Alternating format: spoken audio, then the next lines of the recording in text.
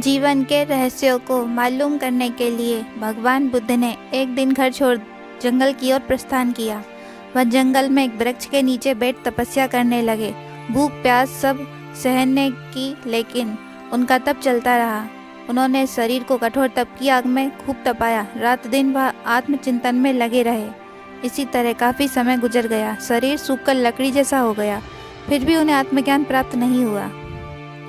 उन्हें अब कोई रास्ता समझ नहीं आ रहा था। उनका धैर्य और शक्ति जवाब दे रही थी। वह निराश होकर सोचने लगे कि अब हमें ज्ञान प्राप्त नहीं होगा, इसलिए तपस्या छोड़कर घर लौट जाना चाहिए। उनके मन में अब अनेक शंकाएं उठने लगी। व्यर्थ में जीवन का काफ़ी समय बर्बाद कर दिया, इसके बाद भी कुछ न मिला। शरीर और मन को कितना कष्ट दिया, इसके बाद भी आत्म तत्व जैसी चीज़ ना प्राप्त हो सकी। शरीर अत्यंत दुबला और कमज़ोर हो गया था, इसलिए उनके कदम लड़खड़ा रहे थे। वह चले जा रहे थे कि उन्हें प्यास लगी। देखा रास्ते में कुछ दूरी पर एक स्वच्छ जल की झील है। वह पानी पीने के लिए झील के किनारे पहुँचे तथा थके होने के कारण आराम करने लगे। आराम करने के बाद जैसे ही चलने को हुए, उनकी निगाह एक नन्ही सी गिलहरी पर पड़ी, जो झील के जल में अपनी पूँछ भिगो भिगो कर झील का पानी बाहर छिड़क रही थी और यह असंभव सा दिखने वाला कार्य बिना रुके करती ही जा रही थी। भगवान बुद्ध ने गिलहरी से पूछा, तुम ऐसा क्यों कर रही हो? गिलहरी ने कहा, इसके पानी ने मेरे बच्चों को बाहर बहाकर मार डाला। मैं इसे सुखाकर अपने बच्चों का बदला चुकाऊंगी। इतना कहकर वह फिर अपने कार्य में लग गई। यह देखकर बुद्ध बोले, बिना किसी बर्तन के इतनी बड़ी झील को क्या सुखा पाओगी? तुम्हारी नन्ही सी पूँछ से तो कुछ ही बूंदें बाहर निकल पाती हैं। कहाँ इतनी बड़ी झील और कहाँ तुम्हारी नन्ही सी पूँछ? फिर तुम्हारी उम्र ही कितनी है? इसमें तो युग लग जाएंगे। तुम्हारा जीवन व्यर्थ में चला जाएगा। गिलहरी ने उत्तर दिया, यह झील कब सूखेगी मुझे नहीं मालूम और न ही इसकी परवाह है। परिश्रम करके अपनी मंजिल की ओर बढ़ते जाना है और अंत में विजय प्राप्त करना मेरा लक्ष्य है। जब तक जीवित रहूंगी अपने कार्य में लगी रहूंगी।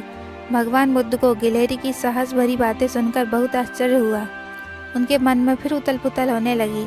वह सोचने लगे, जब नन्ही सी गिलहरी अपने अत्यंत छोटे साधनों से असंभव सा दिखने वाले कार्य को संभव कर देने के लिए दृढ़ प्रतिज्ञ है, तो मैं तो उच्च मन मस्तिष्क वाला मनुष्य हूँ। फिर भला मैं क्यों नहीं अपना लक्ष्य प्राप्त कर सकता? वह तपस्या पूर्ण कर ज्ञान प्राप्त करने का संकल्प लेकर पुनः वन की ओर लौट गए।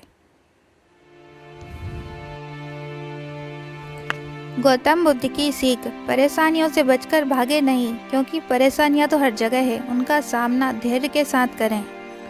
परेशानी आती जाती रहती है, इनकी वजह से हमें हताश नहीं होना चाहिए। परेशानियों से बचने की कोशिश नहीं करनी चाहिए, बल्कि उनका सामना करके आगे बढ़ना चाहिए।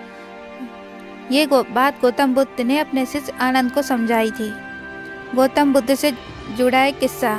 गौतम बुद्ध कौशाम्बी नगर में अपने शिष्य आनंद के साथ ठहरे हुए थे। कौशाम्बी की रानी बुद्ध को बहुत पसंद करती थी। वह बुद्ध का अपमान करती रहती थी।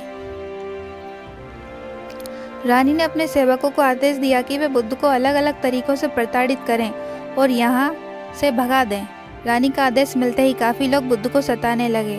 जब समस्या ज़्यादा बढ़ने लगी तो एक दिन आनंद से बुद्ध ने कहा कि ये लोग जानबूझकर हमें सता रहे हैं, हमारा अपमान कर रहे हैं, इसलिए हमें ये जगह छोड़कर आगे बढ़ जाना चाहिए।